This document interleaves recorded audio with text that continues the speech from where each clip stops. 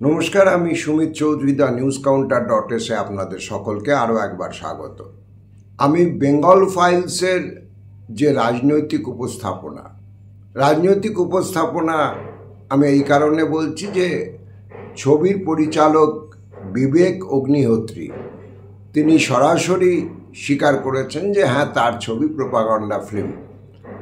বিবেককে ধন্যবাদ যে তিনি তার ছবির যে কন্টেন্ট প্রোপাগান্ডামূলক এটা স্বীকার করে নিয়েছেন, কারণ এতদিন আমরা শুনে এসেছিলাম যে কেবলমাত্র বামপন্থীরাই নাকি শিল্প সংস্কৃতির মধ্যে দিয়ে প্রোপাগান্ডা চালান।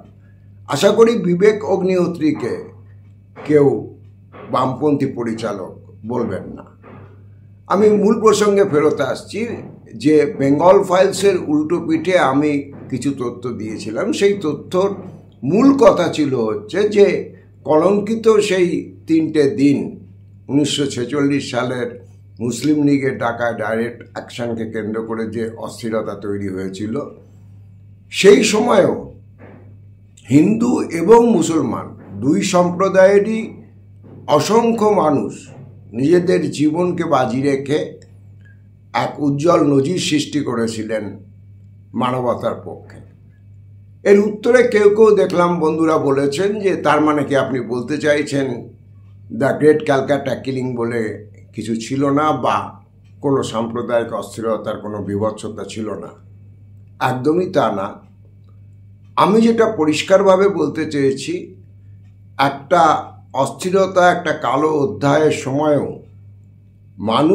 মানুষ হিসেবে তার মানবিকতার উজ্জ্বল স্বাক্ষর রেখে গেছেন। আপনি যদি নিরপেক্ষভাবে কোনো ইতিহাসকে দেখেন, তাহলে অন্ধকারের পাশাপাশি এই আলোর দিকগুলোও আপনাকে বলতে হবে, আর না হলে আপনাকে মেনে নিতে হবে যে আপনার এজেন্ডা সত্যি সত্যি প্রোপাগান্ডা, এবং এই প্রোপাগান্ডা একটা সংকীর্ণ রাজনৈতিক উদ্দেশ্যে। আপনি আলোর দিকটা হাইলাইট করবেন অথবা অন্ধকারের তমসাকে উচ্চকিত করবেন, সেই সিদ্ধান্ত আপনাকে নিতে হবে। এবার আমি আজকের মূল প্রসঙ্গে আসি। আমি দেখেছি যে অনেক বড় ধারণার জটিলতার তৈরি হয় ইতিহাসকে কেন্দ্র করে মিথ্যে এবং অর্ধসত্য প্রচারের উপর দাঁড়িয়ে। যেমন ধরুন, আমরা দীর্ঘদিন ধরে শুনি যে কমিউনিস্টরা নেতাজিকে তোজোর কুকুর বলেছিলেন। এখন ঘটনা হচ্ছে যে কমিউনিস্টরা কোনো তাত্ত্বিক মূল্যায়ন বা দলিলে কোথাও নেতাজিকে তোজোর কুকুর বলতে জানেনি। যেটা ঘটেছিল, পিপুলস ওয়ার পত্রিকায় একটা কার্টুনে দেখানো হয়েছিল যে নেতাজিকে তোজো কুকুর হিসেবে বেঁধে নিয়ে যাচ্ছে। তোজো মানে জাপানের তৎকালীন প্রধানমন্ত্রী।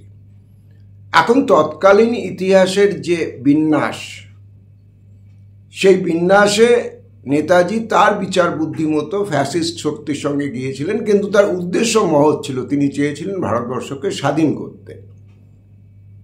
দেশের মধ্যে থেকে কেন তিনি পারেননি, কেন কংগ্রেস ছেড়ে তাকে বেরিয়ে যেতে হয়েছিল, সেই সব বিস্তারিত ইতিহাস কম বেশি আমরা সকলেই জানি, আমি তার মধ্যে ঢুকছি না।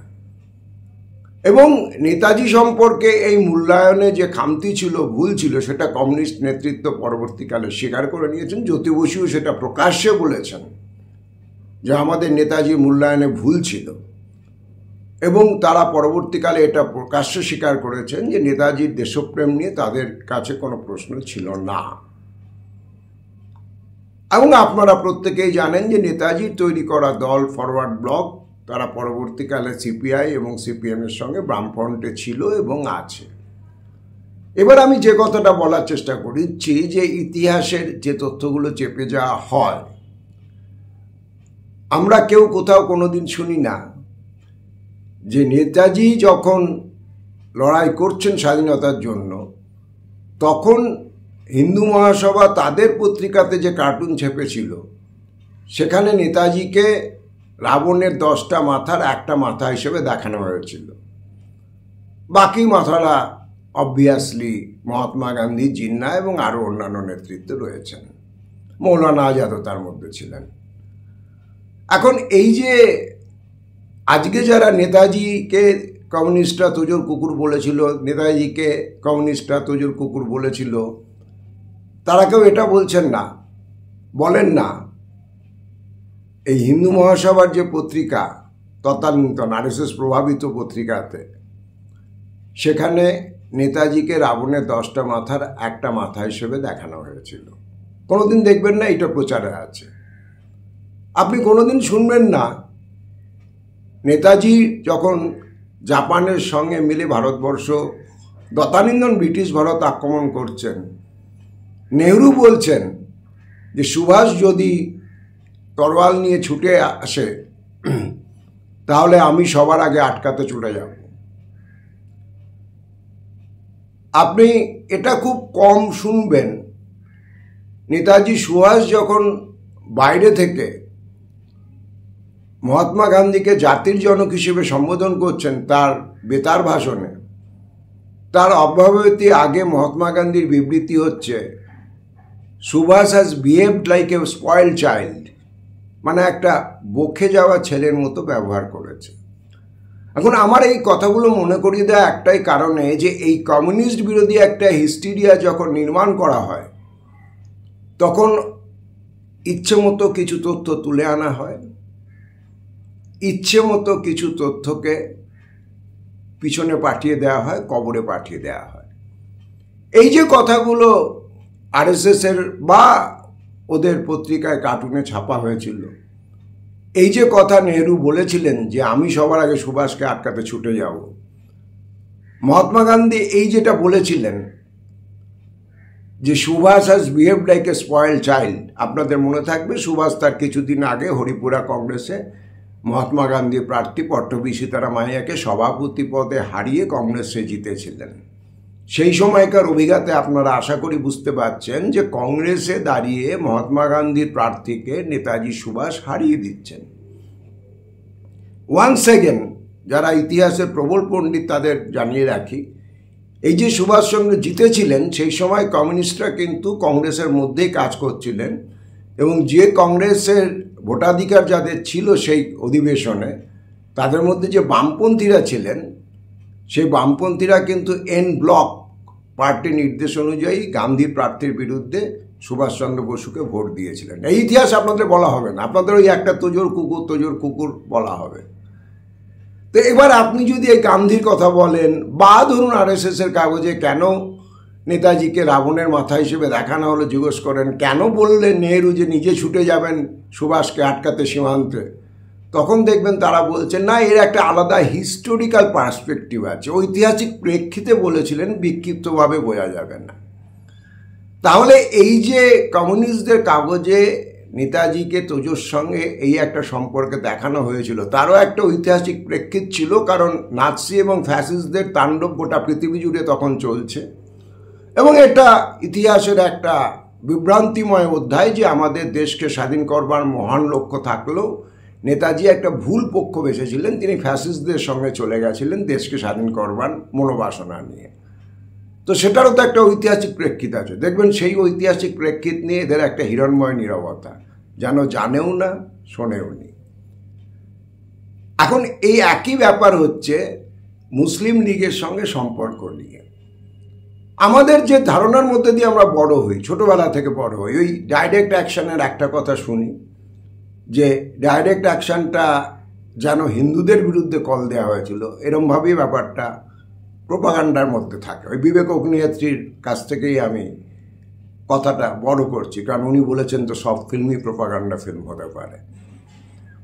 এখন ঘটনা হচ্ছে এই যে পাকিস্তানের দাবি বা দেশ বিভাগের দাবি কেবলমাত্র একা মুসলিম লীগের ছিল না। কমিউনিস্টরা 1943, আমার যদি সালটা ঠিক মনে থাকে, গঙ্গাধর অধিকারীর থিসিস, যিনি একজন আন্তর্জাতিক মানের গবেষক ছিলেন, আন্তর্জাতিক মানের বিজ্ঞানের গবেষক, তিনি যেটা বলেছিলেন যে জাতিসত্তার ভিত্তিতে মুসলমানরা যদি চায় তাদের আলাদা দেশ দেয়া যেতে পারে। আমরা অনেক সময় আবার একবার ইতিহাসে বিভ্রান্তিতে ভুলে যাই, একটা ডমিন্যান্ট ট্রেন্ড সেট করা হয় যে ব্রিটিশরা ভারতবর্ষ তৈরি করে দিয়ে গেছিল, কলোনিয়াল যে কাঠামো আমরা পেয়েছিলাম তার থেকে একাধিক দেশ আলাদা হয়েছে। শ্রীলঙ্কা তার মতো স্বাধীন হয়েছে, বার্মা তার মতো স্বাধীন হয়েছে, সুতরাং পাকিস্তান তার মতো আলাদা করে স্বাধীন হতো। এই স্বাধীন হওয়াটার মধ্যে যে ধর্মগত ডাইমেনশন জড়িয়ে গেছে, এবং তার থেকেও বড় কথা ধর্মের ভিত্তিতে বহু দেশ আলাদা হয়েছে, এমনকি ক্যাথলিক এবং প্রোটেস্ট্যান্ট খ্রিস্টানদের মধ্যে এই দুটো ধর্মের ভিত্তিতে একই ভাষাভাষীর দেশ বিভাজিত হয়েছে, এরকম উদাহরণও রয়েছে। আপনারা আয়ারল্যান্ডের ক্ষেত্রেই পাবেন।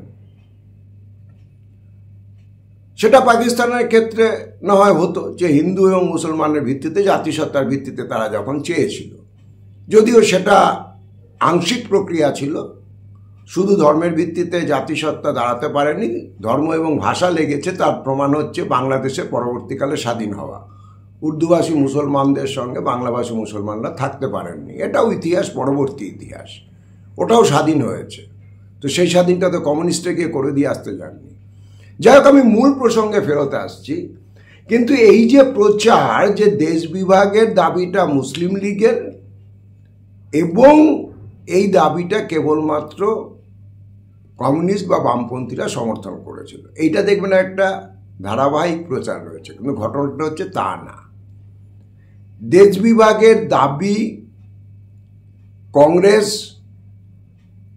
বহু আগে ভিতরে ভিতরে তুলতে শুরু করেছিল। 1938 সালে জিডি বিড়লা, যিনি কংগ্রেসের মূল ফান্ডার ছিলেন, অবশ্য উনি পরবর্তীতে গবেষণায় দেখা গেছে যে বিভিন্ন ট্রাস্টের মাধ্যমে হিন্দু মহাসভা ইত্যাদিকেও প্রচুর টাকা দিয়েছেন, কিন্তু জিডি বিড়লা মূলত গান্ধী এবং কংগ্রেসের মেন্টর ছিলেন। সেই জিডি বিড়লা 1938 সালে গান্ধীর ব্যক্তিগত সচিব মহাদেব দেশাইকে চিঠি পাঠাচ্ছেন যে দেশ বিভাগ মেনে নেওয়া ছাড়া কোনো রাস্তা নেই। আমাদের এখানকার বাংলার কণ্ঠস্বর বলতে যাদেরকে বোঝাতো, এই জায়গাটা একটু মন দিয়ে শুনবেন, সেটা কিন্তু কার্যত উচ্চবর্ণ এবং উচ্চবর্ণের ঠিক ইমিডিয়েট পরের টায়ারে যারা রয়েছেন বর্ণ কাঠামোতে, তাদের কণ্ঠস্বর ছিল যে এই পাকিস্তান বিরোধিতা। আজকে এটা শুনলে আপনাদের কাছে অবিশ্বাস্য লাগবে, তদানীন্তন যুক্ত বাংলার একটা বড় অংশের নিম্নবর্ণের মানুষ তারা বলেছিলেন যে পাকিস্তান হলে হোক, প্রয়োজনে আমরা পাকিস্তানে থাকব, এবং আমরা এখানকার যে বর্ণ হিন্দু তাদের অত্যাচার মেনে নিতে আর রাজি না, সামাজিক এবং অর্থনৈতিক। তার প্রমাণ হচ্ছে যে যোগেন মণ্ডল, যিনি তখনকার নিম্নবর্ণের মানুষের অবিসংবাদী নেতা ছিলেন, যোগেন মণ্ডল কিন্তু নিজে পাকিস্তান প্রস্তাবের সমর্থক ছিলেন। এটা আমি আবারও বলছি, অ্যাবসার্ড শোনাবে, হিন্দু বর্ণের নিচের তলার মানুষ, নিম্নবর্ণের কাঠামোর মানুষ। যোগেন মণ্ডল কারা, যারা একটু ইতিহাসের খোঁজখবর রাখেন তারা জানেন, এবং তিনি স্বাধীনতার পর পাকিস্তানেই থেকেছিলেন এবং মন্ত্রীও হয়েছিলেন। যদিও পরবর্তীকালে যখন ওখানে নিম্নবর্ণের হিন্দুদের সঙ্গে সংঘাত শুরু হয়, যোগেন মণ্ডল সেখানে থাকতে পারেননি, ভারতবর্ষে চলে আসেন, এটাও ইতিহাসের একটা তথ্য। কিন্তু এটা ফ্যাক্ট। এই যখন পাকিস্তানের যে বিতর্ক চলছে, তাহলে আমরা কি দেখলাম যে শিল্পপতিদের একটা অংশ বহু আগে দেশ বিভাগ চেয়েছে, কমিউনিস্টরা ওইসব থিসিস দাঁড় করানোর আগে। যোগেন মণ্ডলের মতো নিম্নবর্ণের অবিসংবাদী মানুষরা পাকিস্তানের পক্ষে থেকেছেন, এমনকি পাকিস্তান হয়ে যাওয়ার পর সেখানকার কেন্দ্রীয় মন্ত্রিসভায় মন্ত্রী পর্যন্ত হয়েছেন। আর আমরা কি দেখেছি যে হিন্দু মহাসভা 1940 সালে গুজরাট অধিবেশনে এটা মেনে নিয়েছে যে দেশ বিভাগ অনিবার্য, মুসলমানদের সঙ্গে এখানে থাকা যাবে না। কমিউনিস্টরা কবে সমর্থন করছেন তাদের নির্দিষ্ট তত্ত্বের ভিত্তিতে? 1943 সালে, যে হ্যাঁ, মুসলমানরা যদি মনে করেন যে আমাদের সাম্রাজ্য পরবর্তী যে স্বাধীন ভারত হবে সেখানে মুসলমানদের নিজস্ব একটা রাষ্ট্র হবে, আমাদের তাতে কোনো আপত্তি নেই। এটা তাদের তত্ত্বগত অবস্থা। এখন দেখুন, এই যারা এতগুলো কথা বলল, কমিউনিস্টদের সম্পর্কে যে এরা মুসলমানদের তোষণ করেছে, এরা মুসলমানদের সঙ্গে থেকেছে, বিশেষ করে এই যে হিন্দুত্ববাদী লবি আজকে যারা আপনাদের দেখছেন। তো দেখুন, এদের একটা ইন্টারেস্টিং ঘটনা আমি বারবার বলি। এই মুসলিম লীগ কিন্তু 1940 সালে হিন্দু মহাসভার প্রস্তাবের পরও এই মুসলিম লীগ কিন্তু হিন্দু মহাসভার রাজনৈতিক পার্টনার হয়েছে। 1942 সালে আপনি দেখবেন যে উত্তর পশ্চিম সীমান্ত প্রদেশ এবং সিন্ধু প্রদেশ, এই দুটো প্রদেশে সরাসরি মুসলিম লীগ কিন্তু হিন্দু মহাসভাকে নিয়ে সরকার চালাচ্ছে। আজকে যারা এই কথায় কথায় বলেন যে বামপন্থীরা মুসলিম লীগদের সঙ্গে তোষণ করেছে, বামপন্থীরা মুসলিম লীগদের সঙ্গে বড় গলাগলি ঢলাঢলি করেছেন, সেই জন্যই মুসলমানদের এত বার বেড়েছে, ইত্যাদি ইত্যাদি ব্লা ব্লা ব্লা, বিবেক অগ্নিহোত্রীদের যে ন্যারেশন সেট করেন ওরা। এখন মুশকিল হচ্ছে যে এবার হিন্দু মহাসভার রাজনীতি দেখুন, যাদের উত্তরাধিকারী জনসংঘ এবং ভারতীয় জনতা পার্টি, তারা সিন্ধু প্রদেশ এবং উত্তর পশ্চিম সীমান্ত প্রদেশে দুটো রাজ্যে মুসলিম লীগের সঙ্গে সরকার চালিয়েছেন। আর ঠিক একই সময় আমাদের অবিভক্ত বাংলা, তখন মুখ্যমন্ত্রী না প্রধানমন্ত্রী বলা হতো, ফজলুল হক, সে ফজলুল হকের সঙ্গে মন্ত্রিসভায় কে থেকেছেন? শ্যামাপ্রসাদ মুখোপাধ্যায়। এবার যারা ওনাদের শিবিরের একটু ইতিহাস জানেন, আমি দেখেছি আমার ফেসবুকে লেখার উপরে অনেকে মন্তব্য করেছে যে এটা মনে রাখবেন যে ফজলুল হক তিনি কিন্তু মুসলিম লীগ ছিলেন না। শ্যামাপ্রসাদ মুখোপাধ্যায় মুসলিম লীগের মন্ত্রিসভায় অন্তত যাননি, তিনি ফজলুল হকের মন্ত্রিসভায় গিয়েছিলেন, যেটাকে শ্যামা হক মন্ত্রিসভা বলা হতো চালু কথায়। এইটুকু অবধি বলেন, তারা বাকিটা বলেন না যে লাহোর প্রস্তাবে যখন প্রথম মুসলিম লীগের প্রস্তাব উঠেছিল মুসলিম কনভেনশনে ভারতবর্ষে, এই মন্ত্রিসভা একসঙ্গে শ্যামাপ্রসাদ মুখার্জির ফজলুল হকের মন্ত্রিসভায় অর্থমন্ত্রী হয়ে বসবার আগে, সেই লাহোর অধিবেশনে কিন্তু এই পাকিস্তান প্রস্তাবের মূল প্রস্তাবক ছিলেন, একজনকে তো প্রস্তাবটা মোশন আনতে হয়, সেই ব্যক্তির নাম হচ্ছে ফজলুল হক, যার সঙ্গে পরবর্তীকালে শ্যামাপ্রসাদ মুখোপাধ্যায়ের অর্থমন্ত্রী হতে কোনো আটকায়নি। আর শ্যামাপ্রসাদ মুখোপাধ্যায়রা এমন একটা সময়ে মন্ত্রিসভায় ফজলুল হকের সঙ্গে চালাচ্ছেন যখন বাংলার মানুষ চার্চিলের তৈরি করা আর একটা মন্বন্তর, মানুষের তৈরি করা মন্বন্তর, তাতে বাংলায় লক্ষ লক্ষ মানুষ মারা যাচ্ছে। আর তখন সামরিক বাহিনীর জন্য চাল সরবরাহ করার বরাত পাচ্ছেন ইস্পাহানি গোষ্ঠী।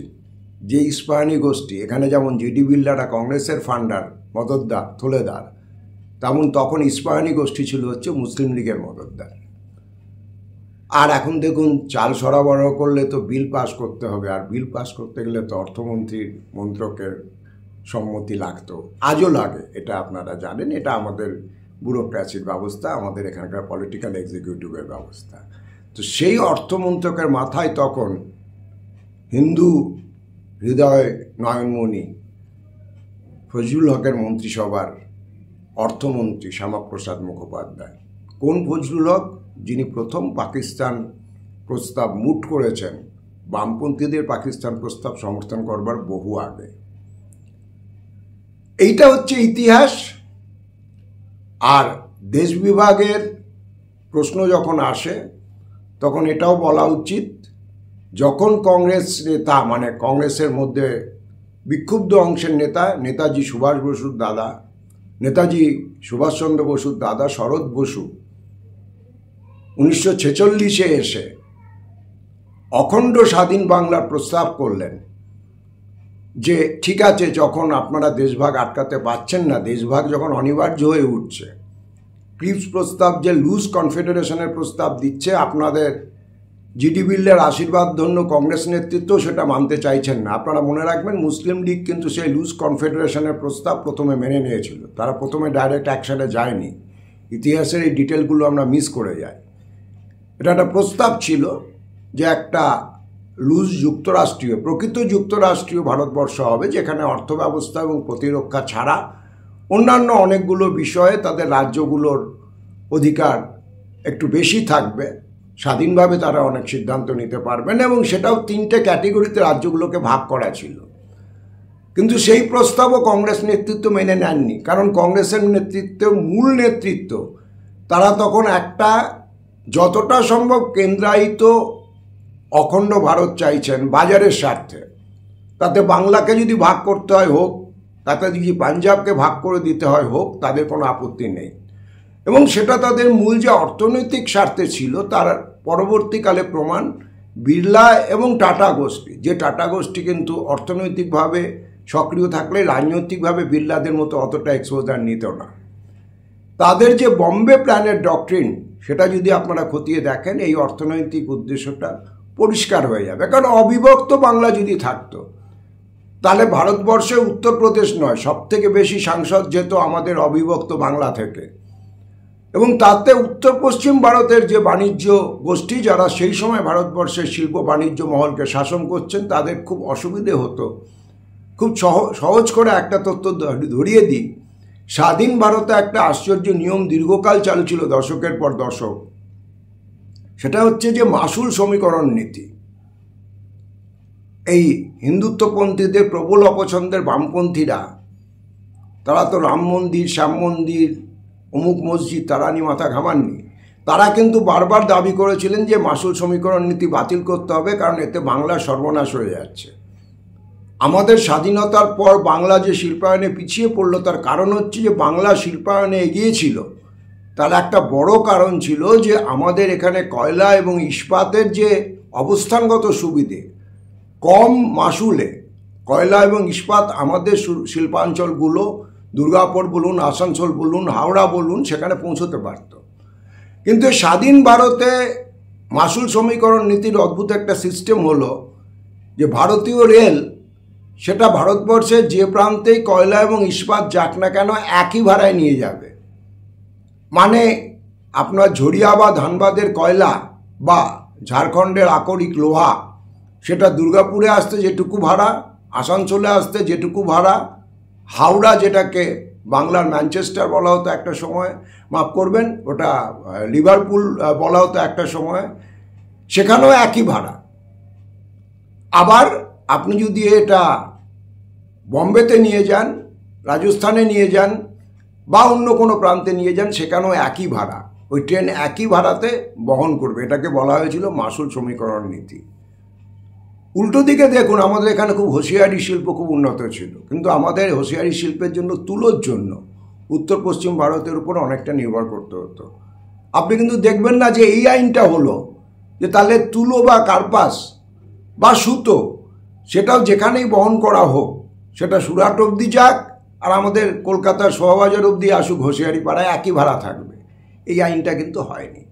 অর্থাৎ এই যে বাজারের একটা অখণ্ড বাজার ধরে রাখা এবং তার মধ্যে বৈষম্যমূলক নীতি, একটা স্বাধীন ভারতের মধ্যে আধা উপনিবেশ তৈরি করা, এইটা যে তদানীন্তন বড় শিল্পপতি গোষ্ঠী, যারা কংগ্রেসের মূল চালিকা শক্তি ছিল অর্থনৈতিকভাবে, তাদের অর্থনৈতিক পাওয়ার হাউস ছিল, তাদের মূলগত বাসনা ছিল।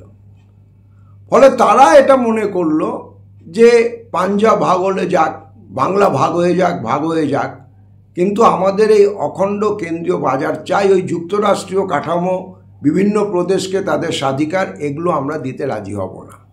ফলে কংগ্রেসও সেই যে ক্রিপস মিশনের প্রস্তাব, সেটাকে কিন্তু মেনে নিল না। মুসলিম লীগ কিন্তু মেনে নিয়েছিল একই সঙ্গে এক দেশে থাকবার ব্যাপারে, এবং তারপরেই মুসলিম লীগের কিন্তু ডাইরেক্ট অ্যাকশনের কল। আর বামপন্থীরা কিন্তু 43-এ স্বাধীন পাকিস্তানের দাবিকে সমর্থন করলো, 46-এ এসে এই অখণ্ড স্বাধীন বাংলার পক্ষে দৃঢ়তার সঙ্গে দাঁড়িয়েছিল একমাত্র রাজনৈতিক দল মুসলিম লীগ বাদ দিয়ে। আর অবশ্যই এ ব্যাপারে অগ্রণী ছিলেন তদানীন্তন বাংলার অবিসংবাদী জননেতা শরৎ বসু। কিরণ শঙ্কর রায় কংগ্রেসের, যার নামে রাস্তা আছে আপনারা জানেন, তিনি এটা প্রথমে সমর্থন করলেও পরে কংগ্রেসের কেন্দ্রীয় নেতৃত্বের চাপে ব্যাক আউট করেন। তো এই হচ্ছে পাকিস্তান তৈরি বা দেশ বিভাগের প্রকৃত ইতিহাস, এই দেশ বিভাগের রক্তাক্ত অধ্যায়ে সবার দায় রয়েছে।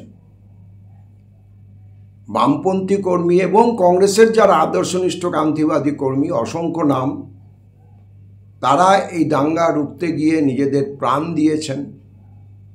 এমনকি এটাও সত্যি কথা যে হিন্দু মহাসভার মধ্যেও কিছু ব্যতিক্রমী ব্যক্তিত্ব, তারা মানবতার ডাকে সাড়া দিয়ে দাঙ্গা আটকাতে চেষ্টা করেছিলেন।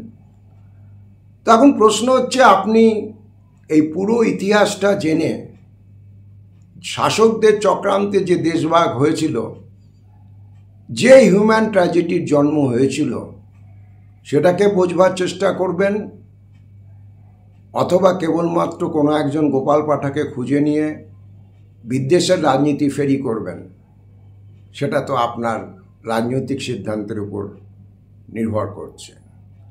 দেখুন, আমি বিশ্বাস করি অসংখ্য মানুষ আমার ব্যক্তিগত বন্ধুবর্গের মধ্যেও আছে যারা একটা হিন্দুত্বের ফোবিয়াতে আটকে গেছেন এবং এই পরিধিটা ওদের বাড়ছে।